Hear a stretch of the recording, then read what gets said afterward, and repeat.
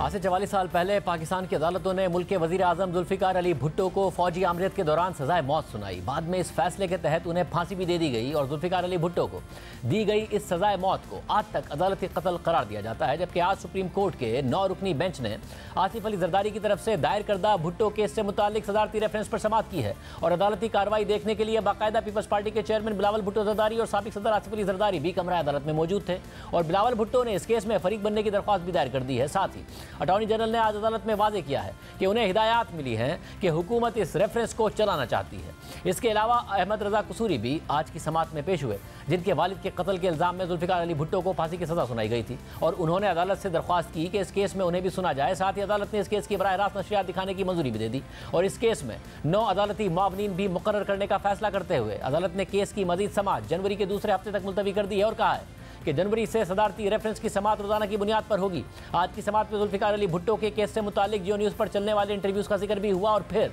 अदालत ने जियो न्यूज़ के पास जुल्फिकार अली भुट्टो केस से मुतालिक इंटरव्यूज और क्लिप्स का रिकॉर्ड फराहम करने की हिदायत कर दी। यानी इस वक्त सुप्रीम कोर्ट में उसके अपने ही माजी के मुतनाज़े फैसले से मुतालिक समाअत जारी है। एक ऐसा फैसला जिसके जरिए पाकिस्तान की सुप्रीम कोर्ट ने न सिर्फ एक साबिक वजीर आजम के अदालती कत्ल में सहूलतकार का किरदार अदा किया बल्कि अपनी साख पर एक ऐसा धब्बा लगा दिया जिसे कभी भी मिटाया नहीं जा सकता, जिसका इजाला नहीं किया जा सकता। और इस केस में पाकिस्तान की सबसे बड़ी अदालत ने एक मुतनाज़े तरीन फैसला देने के लिए फौजी क़यादत के साथ जो समझौता किया था, उसके बाद से पाकिस्तान की सुप्रीम कोर्ट ने मजीद जवाल ही जवाल देखा और साबिक वजीर आजम जुल्फिकार अली भुट्टो से मुतालिक अदालती फैसले के खिलाफ जो रेफरेंस इस वक्त सुप्रीम कोर्ट में ज़ेर समाअत है, उसे 12 साल पहले 2011 में पीपल्स पार्टी के शरीक चेयरमैन और उस वक्त के सदर आसिफ अली जरदारी ने बतौर सदर सुप्रीम कोर्ट में दायर किया था और जुल्फिकार अली भुट्टो फांसी केस के फैसले से मुतालिक अदालत की राय मांगी थी। इस रेफरेंस में बुनियादी तौर पर 5 सवाल उठाए गए थे, जिसमें पहला सवाल यह था कि क्या जुल्फिकार अली भुट्टो के कत्ल का ट्रायल आइन में दर्ज बुनियादी इंसानी हुकूक के मुताबिक था। दूसरा सवाल यह था कि क्या जुल्फिकार अली भुट्टो को फांसी की सजा देने का सुप्रीम कोर्ट का फैसला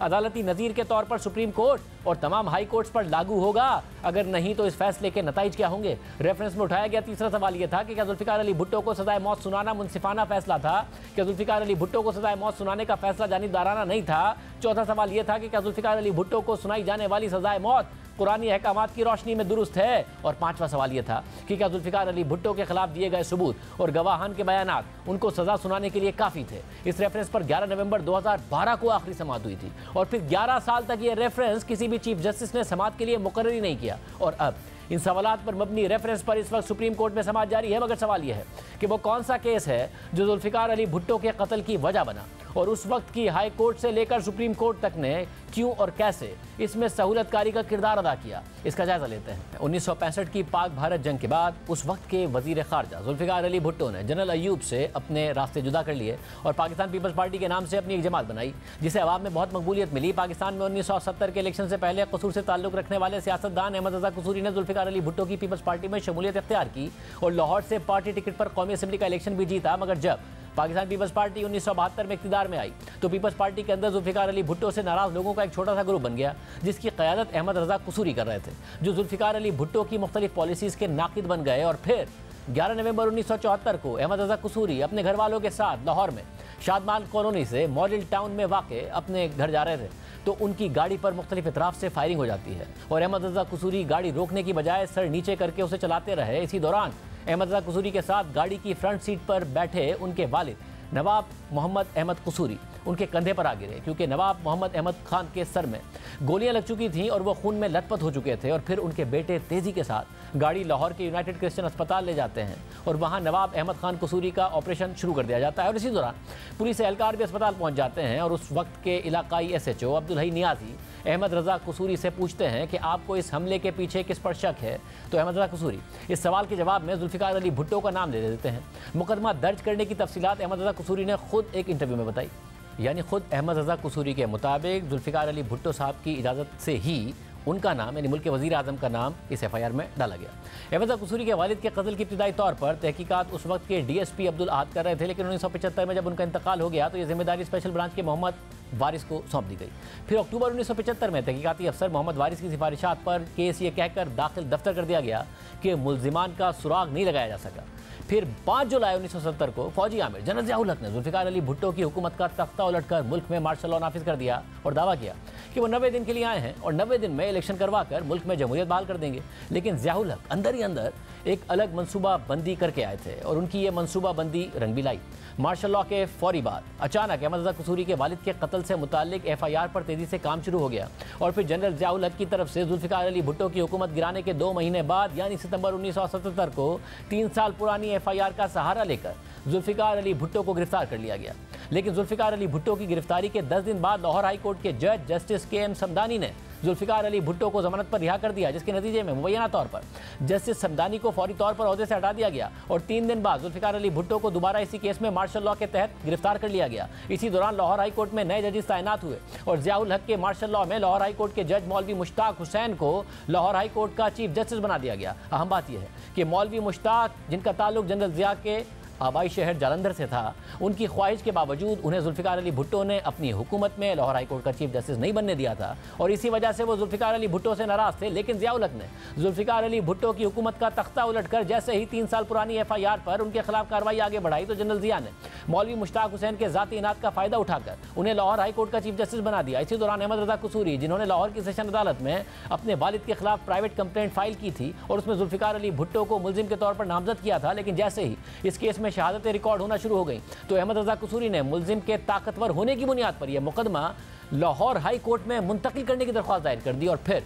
हुकूमती प्रोसिक्यूटर ने इसकी सारी जिम्मेदारी खुद ले ली और यह केस लाहौर हाई कोर्ट में ट्रांसफर हो गया, जहां के चीफ जस्टिस जुल्फ़िकार अली भुट्टो के खिलाफ इनाद रखने वाले मौलवी मुश्ताक थे। मौलवी मुश्ताक ने इस केस में 5 रुकनी बेंच बना दिया, जिसने कत्ल के केस में बाकायदा जुल्फ़िकार अली भुट्टो का ट्रायल भी शुरू कर दिया और इस्तग़ासा ने इस केस में 41 गवाहान को पेश किया और यह मुल्क की अदालती तारीख का गालिबन वाहिद केस है जिसमें हाई कोर्ट ट्रायल कोर्ट बन गई। फेडरल सिक्योरिटी फोर्स के डायरेक्टर जनरल मसूद महमूद और दीगर ने जुल्फ़िकार अली भुट्टो के खिलाफ गवाही दे दी, जिसके बाद 2 मार्च 1978 को लाहौर हाई कोर्ट ने ट्रायल कोर्ट की हैसियत से इस केस की कार्रवाई मुकम्मल की और 18 मार्च 1978 को सुबह 8 बजे chief justice Maulvi Mushtaq, justice Zakiuddin, justice Gulbaz Khan, justice MH Qureshi और जस्टिस आफ्ताब हुसैन ने मुत्तफ़िका तौर पर जुल्फ़िकार अली भुट्टो को अहमद रज़ा कसूरी के वालिद के कत्ल केस में सज़ाए मौत सुना दी और 400 सफ़ात पर मबनी यह फैसला जस्टिस आफ्ताब हुसैन ने तहरीर किया था और बाकी जजेस ने इस फैसले से इत्तफाक किया था। फैसले में करार दिया गया था कि जुल्फ़िकार अली भुट्टो इस केस में साजिशी थे, जिन्होंने फेडरल सिक्योरिटी फोर्स को अपनी सियासी मुखालिफिन से बदला लेने के लिए इस्तेमाल किया।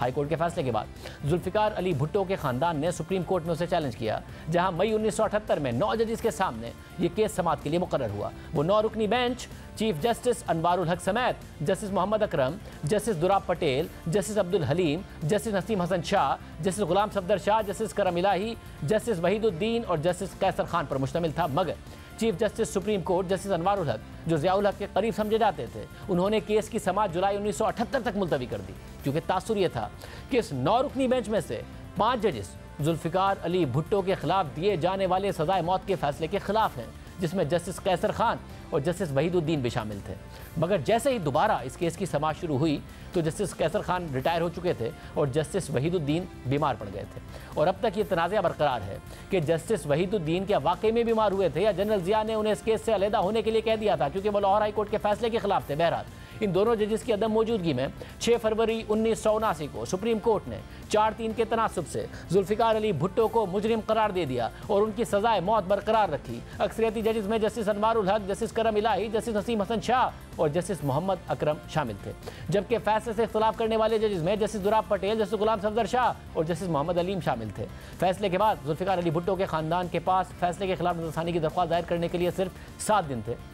और फिर उन्होंने नज़रसानी दायर की और फिर 24 मार्च को ये नज़रसानी की दरख्वास्त भी मुस्तरद कर दी गई और 4 अप्रैल को जुल्फ़िकार अली भुट्टो को रावलपिंडी के सेंट्रल जेल में फांसी भी दे दी गई और उनकी तदफीन बाद में उनके गांव घड़ी खुदाबख्श में कर दी गई। और ज़ियाउल हक, जो जमहूरियत को बहाल करने के नाम पर आए थे और जिन्होंने 90 दिन में इलेक्शन कराने का दावा किया था, उन्होंने 10 साल तक पाकिस्तान पर आमराना हुकूमत की और मुल्क को आमरियत मजहबी इंतहा पसंदी की तरफ धकेल दिया। मगर जुल्फिकार अली भुट्टो के कत्ल के काफ़ी साल बाद सुप्रीम कोर्ट के जजेस समेत मुख्तलिफ अहदेदारों ने जुल्फिकार अली भुट्टो के केस में ज़्यादती की निशानदही की, जिससे वाज़ेह हो गया कि जुल्फिकार अली भुट्टो का अदालती कत्ल सिर्फ ज़ियाउल हक की आमरीत को आगे बढ़ाने के लिए था। जस्टिस रिटायर्ड नसीम हसन शाह, जिन्होंने सुप्रीम कोर्ट में जुल्फिकार अली भुट्टो की फांसी बरकरार रखने का फैसला दिया था और बाद में सुप्रीम कोर्ट के चीफ जस्टिस भी बने, उन्होंने रिटायरमेंट के बाद जियो न्यूज़ के मेज़बान इफ्तिखार अहमद को इंटरव्यू देते हुए कहा कि लाहौर हाई कोर्ट के चीफ जस्टिस मौलवी मुश्ताक जुल्फिकार अली भुट्टो के दुश्मन थे। उन्होंने ये भी तस्लीम किया कि अगर वो इख्तलाफी नोट लिख देते तो आज जुल्फिकार अली भुट्टो की जान बच जाती और इसका उन्हें बहुत अफसोस रहा।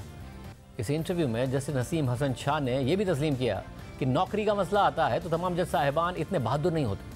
जबकि जस्टिस दुराब पटेल, जिन्होंने जुल्फिकार अली भुट्टो की सजाए मौत के फैसले से इख्तलाफ किया था, उन्होंने भी अपने इंटरव्यू में बताया कि जुल्फिकार अली भुट्टो के केस में क्या क्या किया गया, कैसे वादा माफ गवाह बनाए गए, कैसे कानून को तोड़ मरोड़ कर उसका इस्तेमाल किया गया। और ये भी बताया कि जस्टिस वहीदुद्दीन जो बीमार हो गए थे वो इस केस में उनसे मशवरा करते थे और वो भी सज़ा के इख्तलाफी फैसले पर दस्तखत करने वाले थे। ये तो सुप्रीम कोर्ट के जजेस के बयानात थे। मगर रावलपिंडी की जिस जेल में जुल्फिकार अली भुट्टो को कैद किया गया था, वहाँ ISI के एक कर्नल रफ़ीउद्दीन को तैनात किया गया था और उनकी जिम्मेदारी ये लगाई गई थी कि भुट्टो केस के दीगर मुल्जिमान से मुलाकात करके उनका हौसला बढ़ाएं ताकि वो अपने बयानात से पीछे ना हटें और एक दिन उन्हें माफ़ कर दिया जाएगा, जिसका एतराफ़ खुद कर्नल रफ़ीउद्दीन ने किया।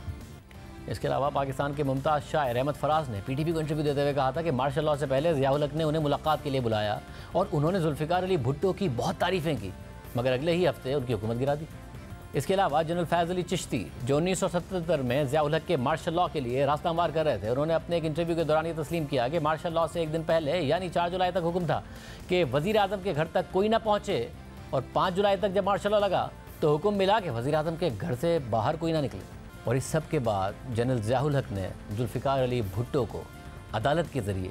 कत्ल करा दिया, फांसी दिलवा दी। जब भुट्टो साहब को फांसी दी गई थी तो उससे पहले उनकी बेटी बेनज़ीर भुट्टो की उनसे एक मुलाकात हुई थी, जिसकी तफसीलात बाद में खुद उन्होंने बताई। अब देखते हैं कि सुप्रीम कोर्ट सदारती रेफरेंस पर क्या फ़ैसला करती है।